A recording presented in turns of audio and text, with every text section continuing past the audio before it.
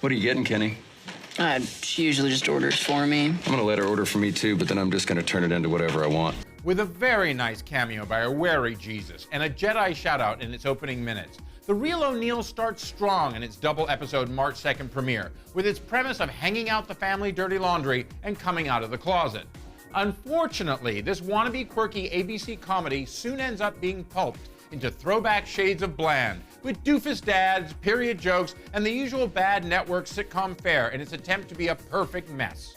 Irish Catholic doctrine, repression, and household dysfunction are all thrown into the pot with divorce, anorexia, charity theft, and the not-so-secret secret that the youngest son, Kenny, played by Noah Galvin, who also narrates way too much of the show, is gay, are all revealed early on. And of course, everybody finds out about it, seemingly disgracing the not really once perfect overachieving matriarch Martha Plimpton-led family in church and among their community. I think Kenny said he's gay, and it also sounds like you're getting a divorce.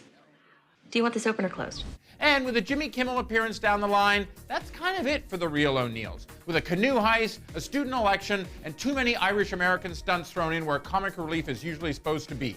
Buried in all the boring, there's a Pretty Little Liars plotline gag and a backhanded homage to George Carlin's 7 Words You Can't Say on TV from 1972.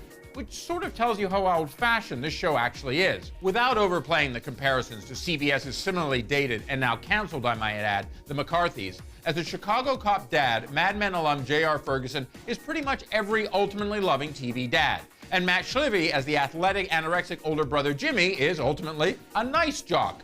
Only Babe Wood, his 14-year-old daughter and perpetual schemer Shannon, has any sparkle in her eyes here, and ultimately all the best lines. 4 cards, please. You gotta go high, Father Phil. Well, I took a vow of poverty. Does your Lexus know that? Now, long before its debut, there was a lot of controversy about this ABC single-camera Lorenzo Di Bonaventura, Tom Holland, and Dan Savage EP'd comedy, with religious groups and the likes of the Family Research Council seeking a boycott of the show or it being pulled from the Disney-owned net schedule because of its connection to the Savage Love columnists and its seemingly aggressive take on the church. Well, honestly, in the road to its premiere, most of what could have offended anyone about The Real O'Neals is long since exercised. Except, that is, if you are offended by a real wasted opportunity.